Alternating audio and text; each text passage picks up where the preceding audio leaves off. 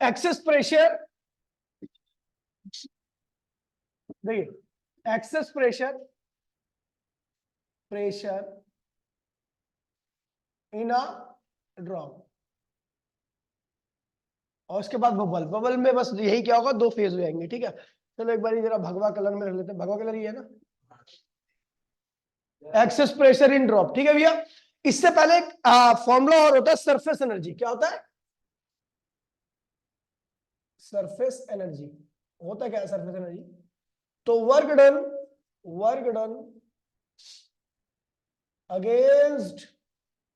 Against the force of surface tension. जो भी work आप सरफेस टेंशन के अगेंस्ट में, जो सरफेस टेंशन जो फोर्स लगा रहा है उसके अगेंस्ट में जो भी आप वर्क करते हैं वो उसके अंदर क्या है, सरफेस एनर्जी की फॉर्म में स्टोर रहेगा। मैंने आपको बताया था ये एक रेक्टेंगुलर मैश है। ठीक है, ये मूवेबल आर्म है, इसकी लंबाई जो मूव कर रहा है उसकी लंबाई क्या एल है। ठीक है, और यहाँ पर एक फिल्म है, क्या है ये? अब ये किसी भी चीज की फिल्म हो सकती है, सॉफ्ट फिल्म हो सकती है, सॉफ्ट फिल्म है। अब सॉफ्ट फिल्म, ये देखिए ये साइड मूव नहीं कर सकती, ये साइड फिक्स है, केवल ये साइड मूवेबल आर्म ही है, मूवेबल आर्म,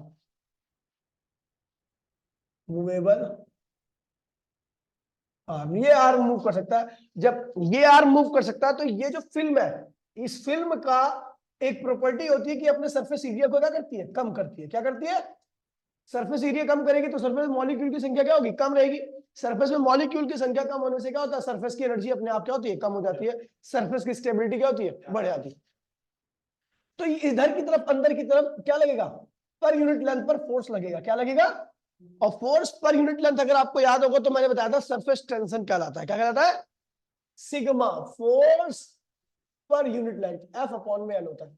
तो आपने को पता है ये कुल लेंथ कितनी है इसकी, एल। तो टोटल फोर्स कितना होगा? टोटल फोर्स exerted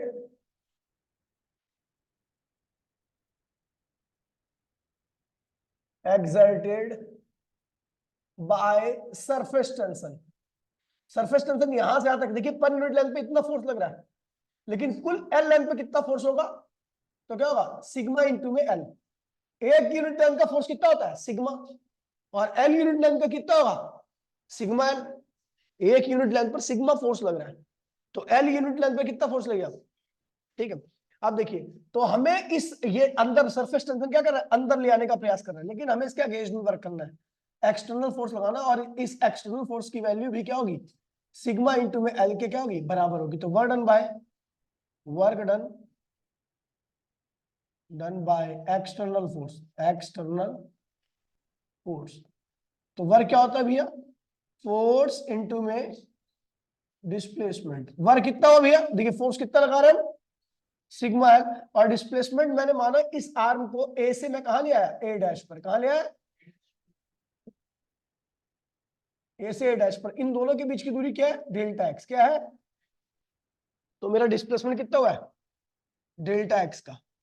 तो सिग्मा एल इंटू में डेल्टा एक्स क्या होता है, एल इंटू में डेल्टा एक्स। देखिए डेल्टा एल ये रहा और डेल्टा एक्स ये रहा, तो इसका मतलब ये वाला एरिया जो आपने चेंज किया है, क्या किया है, ये चेंज एरिया आया आपका। एल एल क्या है ये, और डेल्टा एक्स क्या है ये, है ना, डेल्टा एक्स ये है।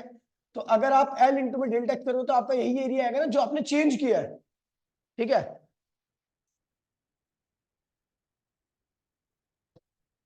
ठीक है, एल इंटू में डेल्टा एक्स, एल इंटू में डेल्टा एक्स क्या होगा, सिग्मा डेल्टा ए। ये वर्क आ गया, और यही वर्क क्या होता है, सरफेस एनर्जी के बराबर होता है। ये सरफेस एनर्जी के बराबर है, ध्यान दीजिए।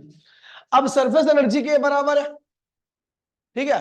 तो और एक बात ध्यान में रखना कि यहां पर ये जो है ना सरफेस टेंशन, वो number of phase in contact with air पे डिपेंड करता है। जैसे मान लीजिए एक सरफेस ही आपकी एयर के कांटेक्ट में है, तो वहां पर जो लगने वाला सरफेस टेंशन है वो सिग्मा ही होगा।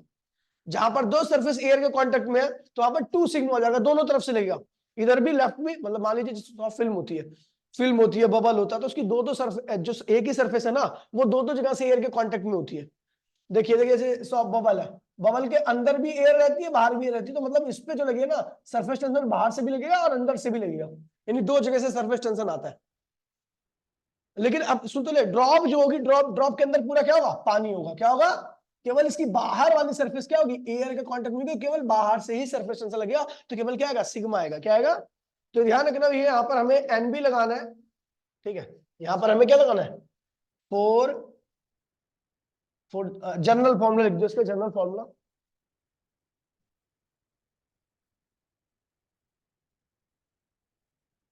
जनरल फॉर्मूला, फॉर्मूला क्या होगा इसका, सरफेस एनर्जी का, n sigma delta A. Delta A की वैल्यू क्या होती है, n sigma final area minus initial area. कोई दिक्कत तो नहीं भैया। इस तरीके से आप सरफेस एनर्जी का फॉर्मूला डराइव कर सकते हो, आता भी है, कई बार आ रखा है। अब यही कंसेप्ट यहाँ पर होता है excess pressure in liquid drop वगैरह जो भी होता है, एक्सेस प्रेशर, ठीक है। हमें ड्रॉप के अंदर निकाला, तो अपने को पता भैया ड्रॉप के अंदर तो एयर नहीं, पानी होता है, क्या होता है, वाटर। वाटर होता तो एयर तो बाहर ही रहेगी, है ना। और आपको पता है ये सरफेस कैसी है, जो ड्रॉप होती है, जो बबल होता है, वो सब किस शेप की होती है, कॉन्वेक्स शेप की होती है। क्या होती है, मतलब बाहर निकला होता है, किस साइड में, ठीक है। ये जो सरफेस निकली हुई है वो एयर साइड में निकली है। किस साइड में निकली है, convex, convex towards air side. Air side से कॉन्वेक्स है, एयर साइड से कॉन्वेक्स है, इसका मतलब अंदर से प्रेशर जो लग रहा है, कौन सा प्रेशर लगता है अंदर, लिक्विड प्रेशर। क्या लगता है, so liquid pressure should be greater than air side pressure, जिसे हम वेपर प्रेशर भी कहते हैं। अगर अंदर से लिक्विड से एयर की तरफ कॉन्वेक्स साइड है, तो इसका मतलब लिक्विड साइड में प्रेशर क्या होगा, ज्यादा होगा, और वेपर साइड का प्रेशर क्या होगा, कम होगा। So excess pressure, so value of excess pressure, value of excess pressure, excess pressure क्या होगी, मैंने मान लिया पी, वो कैसे होगी, P liquid minus P vapour. अब इस एक्सेस पर मुझे पता अंदर का प्रेशर ज्यादा है, बाहर का प्रेशर क्या है, कम है। इस प्रेशर डिफरेंस की वजह से प्रेशर क्या करेगा, फोर्स लगाएगा सरफेस पे, अंदर से बाहर की तरफ क्या लगाएगा, फोर्स लगा के, जिसकी वजह से इसका साइज क्या होगा, थोड़ा सा बढ़ जाएगा ड्रॉप का साइज। इसकी रेडियस पहले क्या थी, आर थी, अभी क्या हुई, उसमें थोड़ा चेंज आया, डेल्टा आर इंक्रीज हुई, क्या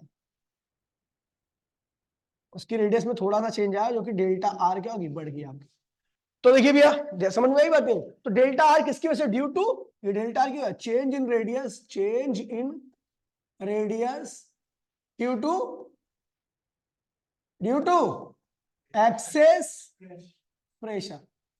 जब तक एक्सेस प्रेशर अपने आप को काउंटर बैलेंस नहीं कर लेगा, तब तक इसकी साइज क्या होगा, बढ़ता रहेगा। जैसे ही बाहर का प्रेशर और अंदर का कुल प्रेशर क्या होता है, बराबर आता है, वैसे क्या होता है, साइज बढ़ना बंद हो जाता है। तो मैंने बोला डेल्टा आर पर आकर के क्या हुआ, डेल्टा आर चेंज हुआ, उसके बाद साइज बंद हो गया, मतलब एक्सेस प्रेशर क्या हुआ, खत्म हो गया। एक्सेस प्रेशर की वैल्यू क्या होगी, 0। तो work done by excess pressure, ठीक है। तो वर्क क्या होता है भैया, सबको पता है, फोर्स इनटू में डिस्प्लेसमेंट। कितना फोर्स लगाया होगा एक्सेस प्रेशर ने, एक्सेस प्रेशर की वैल्यू कितनी है, या तो ये यूज करो या ये, हम ये यूज करते हैं, पी। क्या यूज कर रहे हैं, पी। एक्सेस, देखिए फोर्स जो होता है, अच्छा देखिए, अच्छा किस एरिया पे एक्सेस प्रेशर लग रहा था, इस एरिया पे या इस एरिया पे, छोटे वाले पे या बड़े वाले पे, छोटे वाले एरिया पर या बड़े वाले एरिया पर, किस एरिया पर एक्सेस प्रेशर। मैंने कहा कि एक्सेस प्रेशर जब ही लगता है जब उसका साइज छोटा होता है, जब साइज उसका बड़े आता है तो एक्सेस प्रेशर की वैल्यू क्या होती है, खत्म हो जाती है। तो इसका मतलब क्या है कि एक्सेस प्रेशर कहां पे लगा था, छोटे वाले एरिया पर। कहां लगा था, तो इसीलिए ध्यान रखना है एक्सेस प्रेशर में जो आप एरिया यूज करने वाले हो, ये क्या, फोर्स ड्यू टू एक्सेस, इसे क्या बोलेंगे, force due to excess pressure, excess pressure की वजह से फोर्स लगा है, और ये कहां पे लगा है, छोटे वाले एरिया पर लगा है। तो भैया हम इस फोर्स को क्या लिखेंगे, एक्सेस प्रेशर इनटू में छोटा वाला एरिया, आई लिख दिया, ए आई मतलब इनिशियल एरिया, ए आई मतलब, और डिस्प्लेसमेंट कितना हुआ, डेल्टा आर का, कितना हुआ, डेल्टा आर का। क्या हो भैया, क्या करोगे, है क्या कह रहा है, नहीं बाइक तो हटा दो। तो हमने देखा भैया ये जो वर्क हो रहा है, जिसने साइज को बढ़ाया, वो किसकी वजह से बढ़ा, force due to excess pressure की वजह से। और कितना डिस्प्लेसमेंट हुआ, डेल्टा आर का। तो force due to excess pressure कहां पे, एक्सेस प्रेशर लग किस पे रहा है, छोटे वाले पे। तो प्रेशर, कौन सा प्रेशर, एक्सेस प्रेशर, कौन सा एरिया, छोटे वाले का एरिया, और कितना डिस्प्लेसमेंट, डेल्टा आर का डिस्प्लेसमेंट। ठीक है भैया, ये होगी आपकी पहली इक्वेशन। हम जानते हैं भैया इस एक्सेस प्रेशर ने क्या किया, एरिया को बढ़ा दिया है। क्या किया है? अब एरिया अगर बढ़ता है तो आपको पता है सरफेस एनर्जी भी बढ़ती है। अगर एरिया बढ़ता है तो सरफेस एनर्जी भी क्या होती है, बढ़ती है। तो change in due to this work, due to this work energy of surface increase by N sigma delta A. इसकी वजह से जो ये वर्क किया है, किसने किया है, एक्सेस प्रेशर ने, उसकी वजह से इसकी सरफेस एनर्जी क्या होगी, जो नई सरफेस, नहीं समझे मेरी बात को? मैं कह रहा हूं कि सर इस वर्क की वजह से सरफेस एरिया बढ़ गया, और आपको पता है अगर सरफेस एरिया बढ़ता है तो सरफेस की एनर्जी भी क्या होती है, बढ़ती है। वही लिखा हुआ भी है, due to this work energy of surface increase by N sigma delta n sigma. N की वैल्यू क्या होगी यहाँ पर भैया, क्योंकि ड्रॉप है तो एन की वैल्यू क्या होगी, 1 होगी। क्या होगी, 1 होगी। तो हमने भैया लिख दिया, सो वर्क बराबर में ये भी होगा एन सिग्मा, सिग्मा डेल्टा है। ठीक है भैया, सिग्मा डेल्टा है। अब देखिए भैया, तो वर्क की फ्रॉम फर्स्ट इक्वेशन, अगर मैं पहली इक्वेशन की बात करूं तो वर्क की वैल्यू क्या रखी है, पी इनिशियल एरिया है ना, और डेल्टा आर, और सिग्मा डेल्टा ए की वैल्यू क्या होगी भैया, डेल्टा ए की वैल्यू अगर आप देखोगे तो क्या होगा, final area minus initial area. ठीक है, कोई दिक्कत तो नहीं भैया। चलो, तो हमने क्या किया, पी एक्सेस प्रेशर, ये क्या होगा 4 पाई, पहले की जो इसकी रेडियस थी वो क्या थी, आर थी, छोटे वाले की इनिशियल एरिया थी, तो आर लिख दिया, R square delta R. Sigma final area क्या होगा, 4 पाई आर प्लस डेल्टा, नई रेडियस का स्क्वायर है ना, और 4 pi R square initial radius. ठीक है भैया, तो ये आएगा पी 4 पाई आर स्क्वायर, और ये क्या होगा डेल्टा आर, और सिग्मा क्या क्या कॉमन आएगा, 4 पाई कॉमन आ गया, और इधर क्या होगा R square plus delta R square plus 2 R delta R minus R square से आर स्क्वायर क्या हो गया, कैंसिल हो गया। और आपको बता दूं डेल्टा आर क्या बहुत छोटी चेंज है, तो डेल्टा आर का स्क्वायर क्या हुआ, टेंस टू 0, मैंने आपको बताया था। तो ये टर्म पूरी की पूरी क्या होगी, 0 होगी। तो अपना क्या बचेगा, P 4 pi R square delta R बराबर में क्या होगा भी आपका 4 पाई सिग्मा, और क्या होगा 2 आर डेल्टा आर। इधर ये बचा, डेल्टा आर से डेल्टा आर क्या हुआ, कैंसिल हो गया है ना, और एक आर से एक आर क्या हुआ, कैंसिल हो गया, 4 पाई से 4 पाई क्या हुआ, कैंसिल हो गया। तो भैया आपने देखा कि इधर क्या आ गया, प्रेशर इक्वल्स पी आर इधर बचा, और इधर क्या 2 सिग्मा इधर बचा। तो आपका एक्सेस प्रेशर यानी पी की वैल्यू जो होगी वो 2 सिग्मा। अबे यार ये क्या है, ये P liquid minus pre vapour.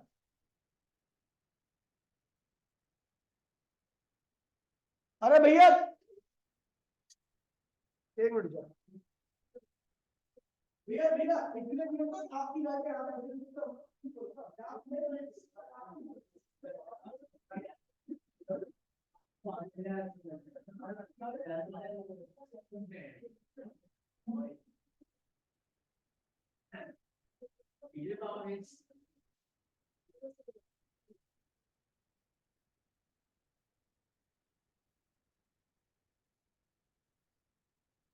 सुनोगे भाई, इतने दिनों से इनकी गली खराब थी ना, तब इनकी गाड़ी खड़ी थी, तब कोई दिक्कत नहीं थी।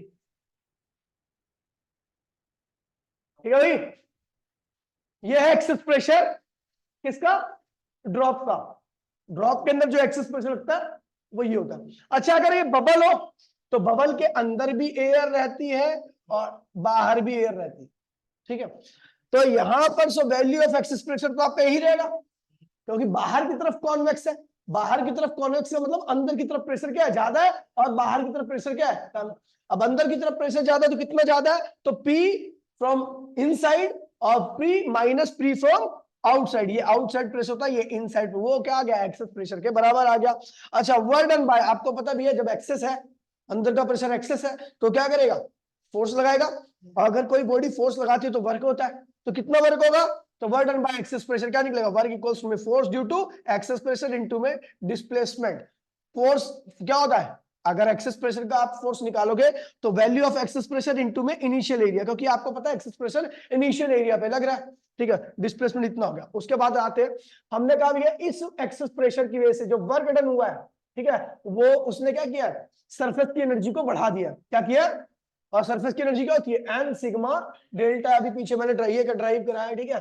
तो उस केस में क्या होगा,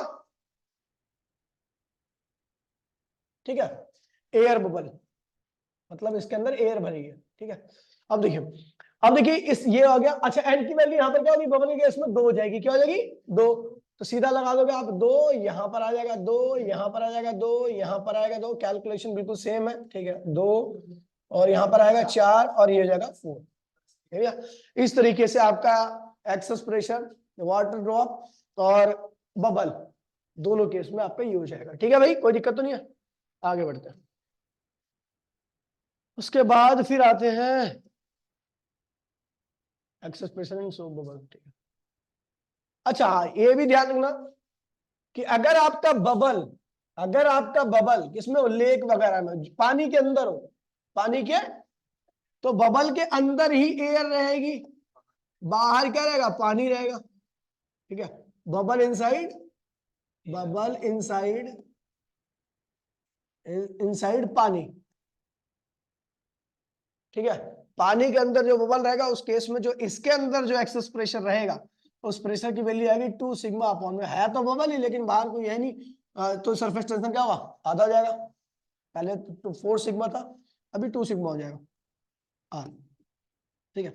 अच्छा, दूसरे केस में अभी है कि अगर बबल आपका क्या हुआ, इतना टाइम लग गया, अगर bubble inside, bubble in the depth of lake,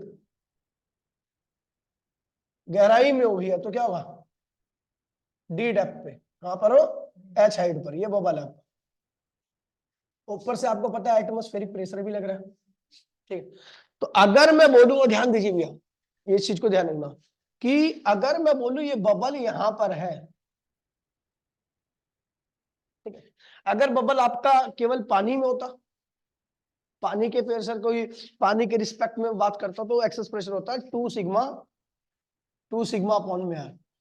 लेकिन अपने को पता है भैया ये जो बबल है इसके अंदर इतना प्रेशर और है कि ये बाहर की लेक के प्रेशर को भी क्या कर रहा है, काउंटर कर रहा है, क्योंकि अगर बाहर के लेक का प्रेशर ज्यादा तो बबल बनता ही नहीं, छोटा साइज को जाता। तो अगर ये बबल अपनी शेप में मेंटेन्ड है तो इसका मतलब जो इस डेप्थ पर प्रेशर लग रहा है, डेप्थ पे क्या प्रेशर लगता है, एच रो जी, क्या लगता है, एच रो जी, उसके अगेंस्ट में इसके पास कितना प्रेशर है, तो भैया क्या होगा, एच रो जी भी होगा इसके पास, ठीक है। और मान लीजिए अगर आप एटमोस्फेयर को भी कंसीडर कर रहे हो, क्या कर रहे हो, तो टोटल एक्सेस प्रेशर क्या होगा, एटमोस्फेयर का प्रेशर भी क्या होगा, जुड़ जाएगा। अब कौन है भाई, देखियो, अच्छा बारीक, अच्छे बारीक अच्छे, ठीक है। तो एटमोस्फेयर के रिस्पेक्ट में आपको एक और जुड़ जाएगा, तो यहाँ पे लिखा हुआ pressure inside the bubble will be, यहाँ पे लिखा when air bubble of radius R lies at the depth H below the free surface of the liquid, density rho आपको दे रखी है, तो कह रहा है उस बबल के अंदर कुल कितना एक्सेस प्रेशर होगा। अच्छा देखिए एक बात और बता दूं कि भैया अगर आपका प्रेशर एटमोस्फेयर के अंदर है, ठीक है, समझे, मैंने बताया था आपको ये डिटेल में, अगली क्लास में समझाया भी था मैंने आपको कि भैया इसके अंदर कितना प्रेशर होता है, एक तो होता है आपका, अगर एटमोस्फेयर के रिस्पेक्ट में देखोगे, तो एटमोस्फेयर के रिस्पेक्ट में देखोगे तो क्या होगा, एक तो होगा 2 सिग्मा अपॉन में आर, और एटमोस्फेयर के रिस्पेक्ट में देखो तो पीएबी आपका क्या होगा, ऐड हो जाएगा इसके अंदर, याद है। लेकिन अगर एटमोस्फेयर के हटा करके देखोगे, एटमोस्फेरिक प्रेशर जो बाहर से प्रेशर इसको ऑलरेडी लग रहा है, उसके अगेंस्ट में भी अंदर प्रेशर होगा, ठीक है, समझ गए। लेकिन अगर आप ये बोलोगे, सुन लीजिए, अगर आप ये बोलोगे कि बाहर के प्रेशर को अगर नहीं कंसीडर कर रहे तब कितना एक्सेस प्रेशर हो रहा है, तो आपका क्या होगा, ये समझ गया, ये ध्यान रखना। अगर लेक के अंदर है तो 2 सिग्मा आर प्लस एच रो जी, ठीक है। ये प्रेशर जब की बात हो रही है, ये केवल इतना जब होगा जब आप एटमोस्फेयर के प्रेशर को कंसीडर नहीं कर रहे, ठीक है, ये ध्यान रखना। क्वेश्चन कराया मैंने ऐसे बहुत सारे। अब देखिए क्वेश्चन क्या कह रहा है ये, ध्यान दीजिए, कह रहा what should be the pressure inside a small air bubble. Small air bubble के अंदर कितना प्रेशर होगा जिसकी रेडियस क्या देखिए 0.1 millimetre, radius situated just below the surface, just below मतलब समझ रहे हो, डेप्थ में नहीं है, जस्ट बिलो दी है, ठीक है। टेंशन आपको दे रखा है तो भैया जस्ट बिलो दी मतलब क्या हुआ, जस्ट, ठीक है। तो आपका 2 सिग्मा अपॉन में आर होगा। अच्छा यहाँ पर एच रो जी इसलिए रखा है क्योंकि एच की वैल्यू हमने फॉर्मूला बना दिया ना एक तरह से, एच की वैल्यू यहाँ पे 0, जस्ट बिलो का मतलब क्या हुआ, एच मतलब जस्ट यहीं पर है, तो एच क्या होगा, इसकी डेप्थ तो 0 होगी ना, तो इसलिए आपने यहाँ पे 2 सिग्मा अपॉन में आ जाएगा। और ये ध्यान रखना, और ये भी बोल रहा है, ठीक है, इसके अंदर यहाँ पे कुल प्रेशर अंदर की तरफ कितना होगा। देखिए हमारा हमें पता है ये एटमॉस्फेरिक प्रेशर है, अंदर अंदर का प्रेशर क्या होगा, अगर मैं एटमॉस्फेयर के रिस्पेक्ट में देखूं तो क्या होगा, 2, अगर मैं बबल नहीं है कुछ और है, कुछ भी है, 2 सिग्मा अपॉन में आर प्लस पी।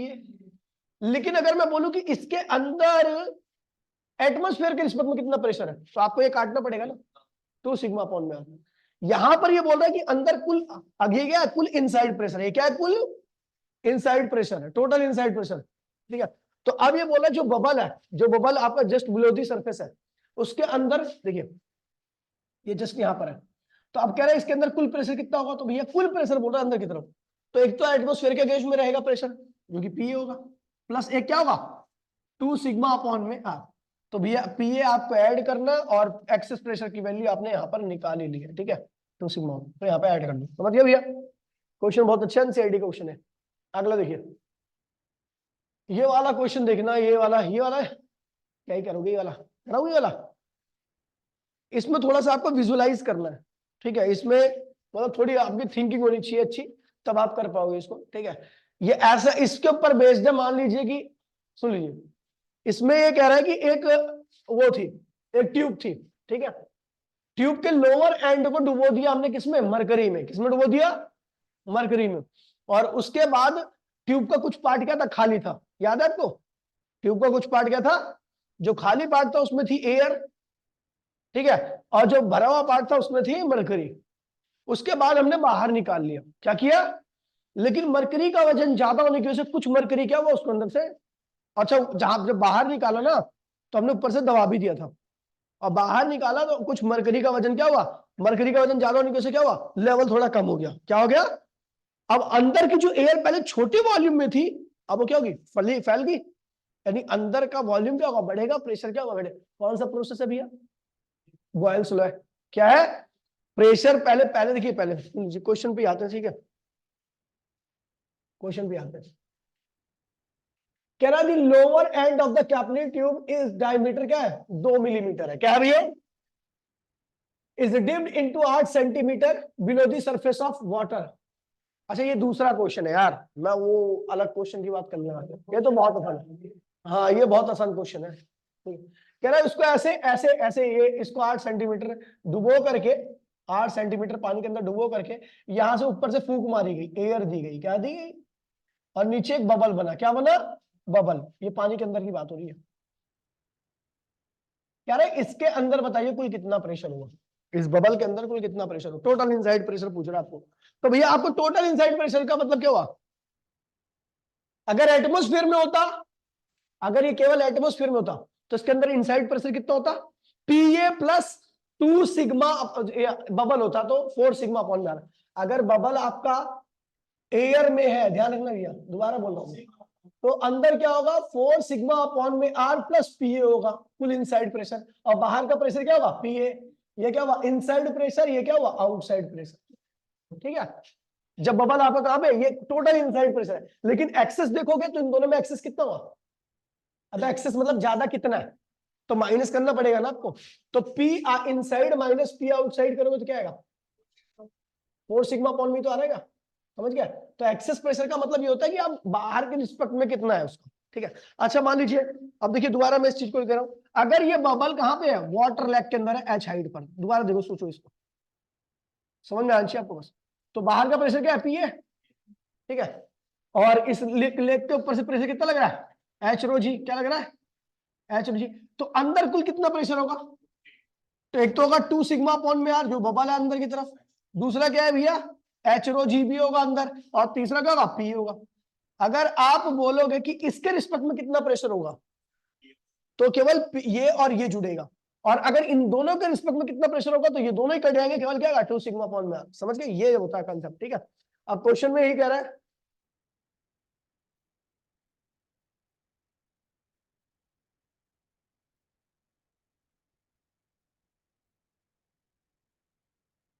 अब कह रहा भैया आपने यहाँ पर बबल 8 सेंटीमीटर डुबो करके बबल फुला दिया, ठीक है, बबल फुला दिया, ठीक है, और पिए बाहर से एटमॉस्फेयर प्रेशर लग रहा है। कह रहा है भैया बताइए इस बबल के अंदर कुल कितना प्रेशर। भैया सारा सिंपल है, इनसाइड प्रेशर क्या होगा, एक तो भैया एटमॉस्फेयर के बाहर अगेंस्ट लगाएगा, दूसरा क्या लगाएगा, एच रो जी भी लगाएगा, और तीसरा बबल पे है तो सिग्मा अपॉन में आर। आंसर आ गया, बोलो हाँ, कोई दिक्कत नहीं है, सब कुछ दे रखा है।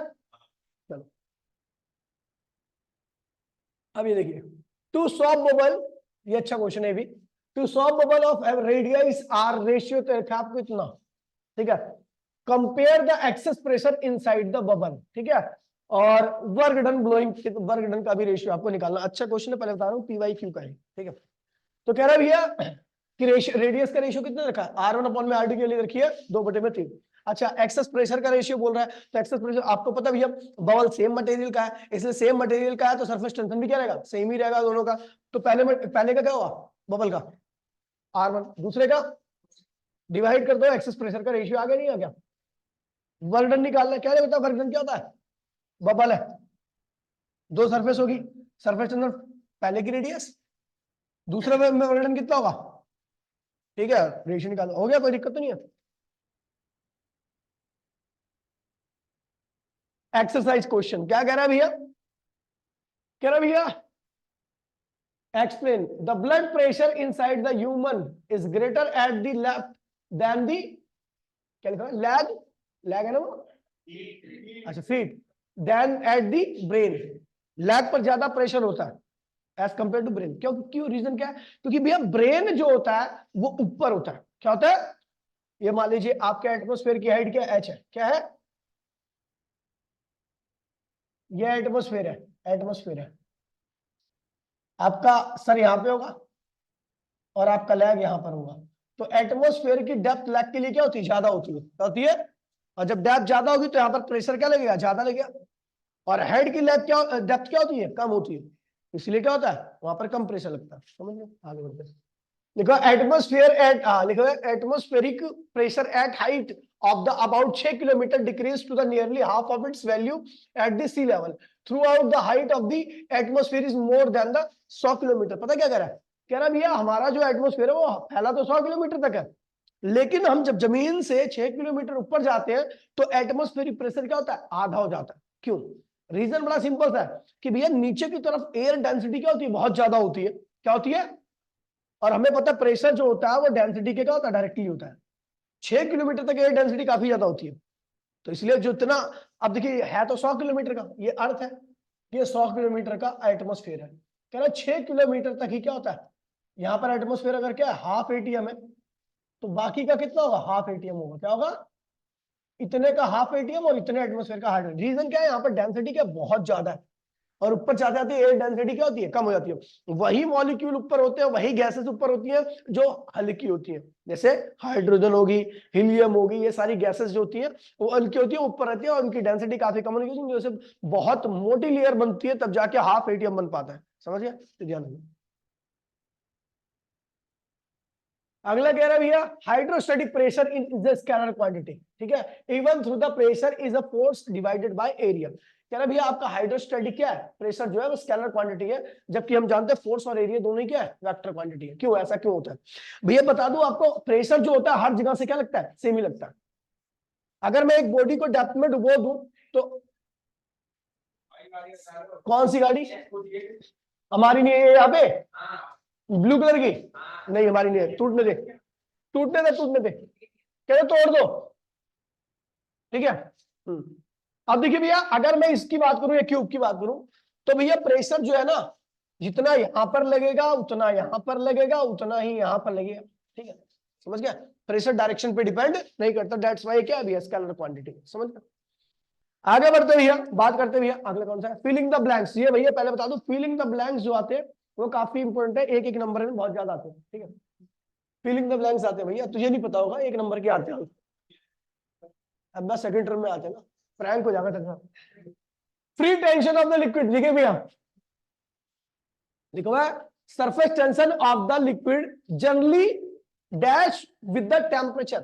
टेम्परेचर आप जैसे बढ़ाओगे, सरफेस टेंशन की वैल्यू मैंने बताया, surface tension depends on the following factor, पहला नेचर ऑफ सब्सटेंस, दूसरा टेम्परेचर।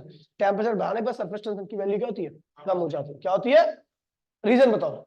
सरफेस टेंशन वही लिक्विड ज्यादा लगा पाता है जिसके अंदर कोहेसिव नेचर क्या होता है, ज्यादा होता है, मतलब ज्यादा चिपकते हैं। सरफेस टेंशन मरकरी बहुत ज्यादा लगाता है, समझ गया, इसलिए उसकी सरफेस कैसी होती है, गोल पूरी क्या होती है, जो जितना ज्यादा सरफेस टेंशन लगाएगा उसकी सरफेस उतनी क्या होती है, गोल होती है, कोहेसिव नेचर ज्यादा होना चाहिए, समझ गया। अब देखिए क्या होता है, मैं क्या बोल रहा था, हाँ, अब जैसे आप टेम्परेचर बढ़ाओगे तो लिक्विड जो मॉलिक्यूल्स होते हैं उनके बीच में दूरी क्या होती है, बढ़ जाती है। जब दूरी बढ़ जाती है तो कोहेसिव नेचर क्या होता है, कम हो जाता है, और जहां कोहेसिव नेचर कम हो जाता है वहां पर सरफेस टेंशन भी क्या होता है, कम हो जाता है। कोहेसिव नेचर जिसके अंदर ज्यादा, सरफेस टेंशन उसके अंदर ज्यादा, कोहेसिव नेचर जिसके अंदर कम, सरफेस टेंशन उनके अंदर कम।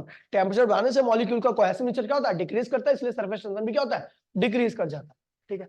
अगला कह रहा है भैया विस्कोसिटी ऑफ गैसेस। देखिए भैया ध्यान रखना, गैस के केस में ये आपको याद करना है, क्योंकि एक होता है ग्राम्स लॉ ऑफ डिफ्यूजन, उसको पढ़ोगे तब आपको समझ में आएगा कि गैसेस की जो डेंसिटी होती है ना, वो टेम्परेचर की क्या होती है, विस्कोसिटी जो होती है इनवर्सली होती है। क्या होती है, गैसेस की जो विस्कोसिटी होती है वो टेम्परेचर की क्या होती है, इनवर्सली होती है, नहीं डायरेक्टली होती है, सॉरी डायरेक्टली होती है। आप जितना टेम्परेचर बढ़ाओगे गैसेस का, उतने क्या होगी, उसकी विस्कोसिटी क्या होगी, बढ़ती जाएगी। विस्कोसिटी जानते हैं ना, फ्लूइड फ्रिक्शन, वो बढ़ता जाएगा। इस केस में अभी वो आपको लॉ पढ़ना पड़ेगा, तब आपको बाकी ये याद कर लो, ठीक है, कोई दिक्कत नहीं। For solids the elastic modulus of rigidity shearing force is proportional to the, ये तो सारा दे रखा है, ये तो आसान है, एक मिनट हो जाए, चलो ठीक है भैया। अभी कल यार तो मैं तो आज टारगेट था, अब तो अगला वाला सेक्शन ज्यादा इंपॉर्टेंट है, क्योंकि अगले वाले सेक्शन में आपका बर्नौली थ्योरम सारी मतलब अब कल खत्म हो जाएगा चैप्टर, ठीक है भैया। तो मिलते हैं अगली क्लास में, टाटा बाय बाय, जय हिंद जय भारत। अभी